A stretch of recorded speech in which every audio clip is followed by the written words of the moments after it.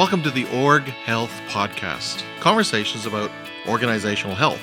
I'm Jim Brown. And I'm Margot Thompson. We're consultants and coaches to leaders who are creating healthy organizations. We talk about leading at the executive level, not just the key points, the highlights. We like to go deeper. Under the surface, we like to talk about what isn't obvious. And maybe what isn't comfortable. Right. And we come at these things with very different viewpoints. Easy, because Jim and I are very, very different from each other. That's true. But the good news is we've worked together long enough that we see our differences as strengths. In fact, they actually allow us to create more health in our team and the teams that we help. And we're going to do some of that right now.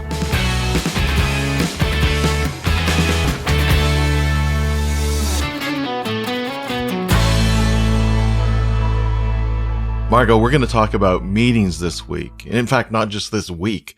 4 weeks in a row, we're going to talk about meetings because it's a really important topic for leaders. Yeah, absolutely. That's great because so many meetings are just not well done. They're uninspiring. They're not effective. We hear a lot of complaints about them. Yeah. So we hear people say things like, well, we just hear about what everybody else is doing, or it seems like we go all over the map. Yeah, bunny trails. That's what they complain about a lot. Yeah. And often they wonder did we actually make any decisions? Yeah. And really, they just feel like it's taken up their time for no good reason. They listen, they go back and start their own work, just as they always would have. Yeah. And they wish that they didn't have the distraction. Exactly. So we believe that a reason for this is actually because what happens is what we call meeting stew, where every kind of conversation that a team might have seems to come up in a team meeting. And that's the reason that these meetings are not very effective. If we could be more clear about what are we meeting for and what does it need to look like, every meeting for the team will be better. Yes. So we suggest that executive teams start holding 3 types of meetings to do 3 very different things. And we're going to talk about those meetings over the next several weeks. Right. Let's foreshadow. There are meetings that we call daily stand-up meetings. There are meetings that are the weekly tactical meetings. And then there are ad hoc, but commonly on a monthly rhythm, strategic meetings. And today, we're going to talk about strategic meetings. Okay, so Jim, one of the most common problems that we have with team meetings that we're seeing with our clients is that the big topics arise, but there's not really enough time to actually look at them and address them. So everybody would be a lot better off if those big topics were saved and talked about in strategic meetings. Right.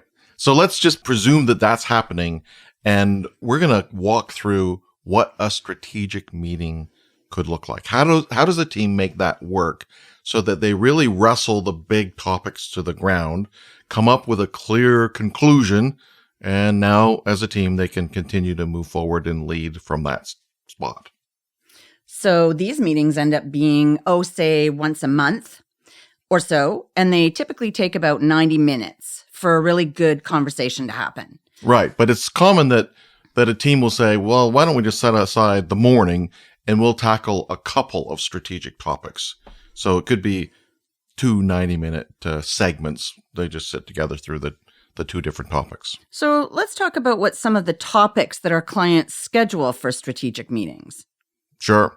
So there are things like, wait, is this a market opportunity that we should pursue? That's an important question, and it's not one that you can just answer in 10 minutes. Or how are we handling our growth? Are we hiring temps fast, or are we taking a lot of time to find the people who fit long-term to our culture? Yeah. Not so long ago, one of our clients in a mining setting worked through the difficult thing of safety records suddenly going sour. And he called an emergency strategic meeting so that they could rethink how are they going to address that. That was a very strategic meeting. Great example. Another thing they talk about is acquisitions. What kind of company that they're looking to acquire in that sort of a situation? Yeah, and thinking of that, very recently we worked with a company that had merged with another company, and they were trying to figure out what name should we use? Should it be Right. this company or that company? Should it be a totally new name for the two companies together? Yeah. And in a lot of those situations, they struggle with morale and it's sort of plummeted. So they're wondering, what are we going to do about that? How are we going to shift morale? Right. So it turns out that these topics sometimes are very strategic and overarching, and sometimes they're more mundane. It's just like, well, we've got to solve this little problem, but let's come together and figure it out. Either way, it's not a small topic, not a small conversation. We need to tackle these well. And sometimes people wonder, well, how do we even know if it's a strategic topic? I really like what Joseph Graney and his colleagues talk about in the book Crucial Conversations. What are the 3 characteristics that he identified as elements of a crucial conversation? So we know that he talks about the stakes are really high, that opinions on the topic are varied, and that people feel really, really strongly about it. Yeah, so if we're aware of a topic that shows those characteristics, it's pretty much a giveaway that here is a candidate for a strategic meeting. I think we need to note here that what's really important is making sure great research is shared ahead of the meeting. Right. So the team comes together. Let's not just have energetic opinion, but make sure that we're coming with some really good foundational information, shared understanding. So some of the questions that should be considered and information that should be provided would follow an outline like this. What's the problem? That needs to be explained in pre-meeting material. Right. And what's at stake, actually? What's it going to cost or earn or win or lose or improve? Yeah, good. And maybe there's some background that we need to know about, like maybe the company tried this before and here's how it didn't work or why it didn't work, something like that. Yeah, and take a look at the options. What are maybe 3 compelling options to look at? Yeah, that's so important that when we come to the meeting, it isn't like there's 400 options. Neither is it there's only one option. Here are some compelling options, but even further, what are the pros and cons?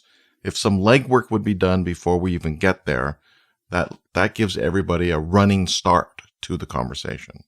And then it's important that you assign a champion for the issue. And that's just someone who makes sure that the research actually gets done. It doesn't mean they have to do it themselves. They could be delegating it, but they're the ones who are responsible. And they make sure that it's distributed and that the meeting is scheduled and that all of the information is well communicated in advance. Right. The people know here's when we're going to meet, here's what where we're meeting, and here's the material that we all need to digest before we get there. Well, let's go a little bit deeper. Let's talk about some of the things that make these meetings wonderful, productive, or not. One of the simple little pieces is that somebody needs to actually be assigned to keep the notes from the meeting. And this is something we've noticed, Margot, where teams in their weekly meetings, they've got a format for how they kind of quickly run through the conversation, and it's usually a pretty brief kind of conclusion that they get to. There's a few action steps or something. These meetings, there can be a lot more meat to it. So it's crucial that we don't lose the ground that we gain in this kind of strategic conversation.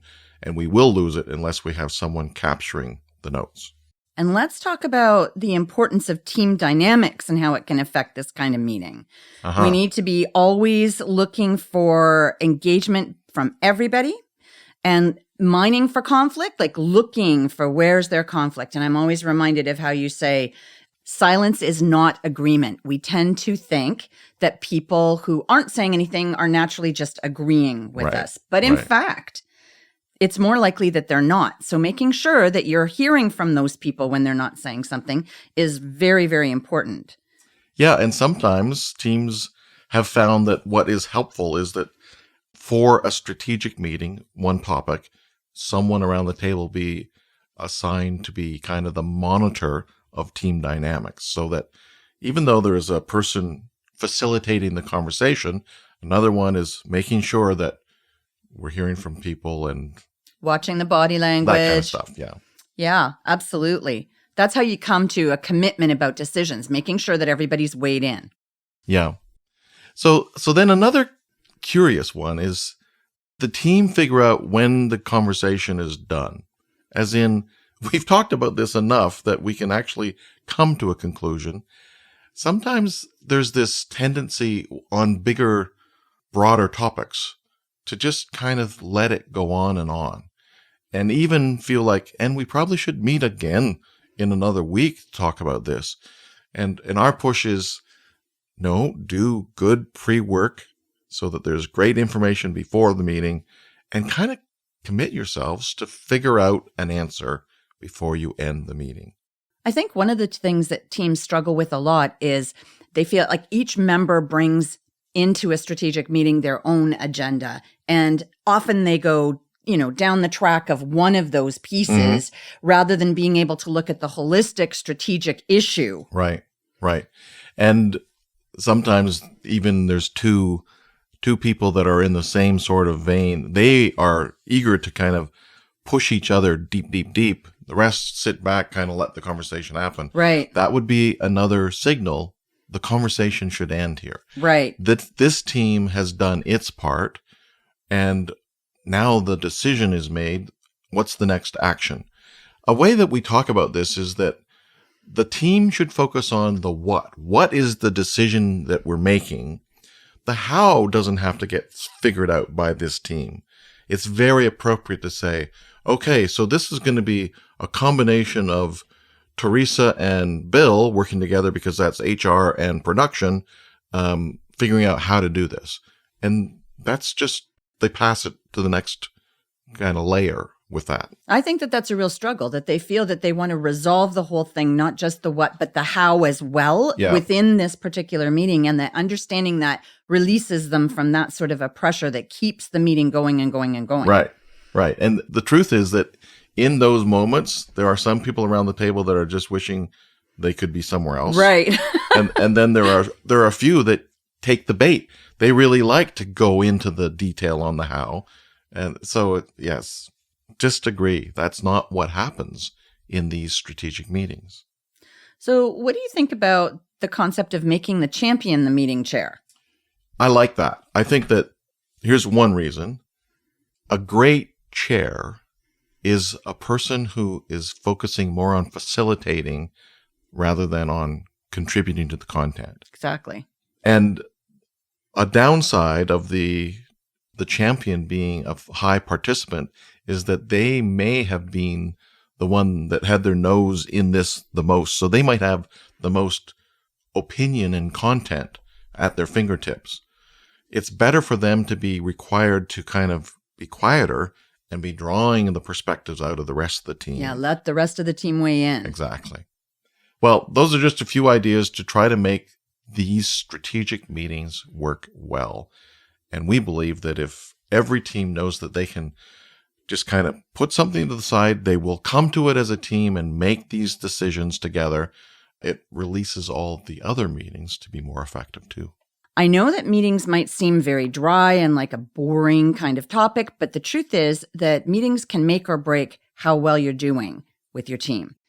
Strategic meetings are one piece, and we're going to be talking next about the daily and weekly tactical meetings as well. So both the daily and the weekly meetings are pivotal for bringing issues right out in the open. This way you can create an understanding of the connections and the implications that affect everyone in the organization. It's incredibly powerful the way that an effective meeting can impact your team and your company. Okay, we want you to go out and try what we've talked about today on your own leadership team. You can ask us questions or download notes from this episode at www.orghealth.coach. We'd love for you to join us next Thursday on the Org Health Podcast.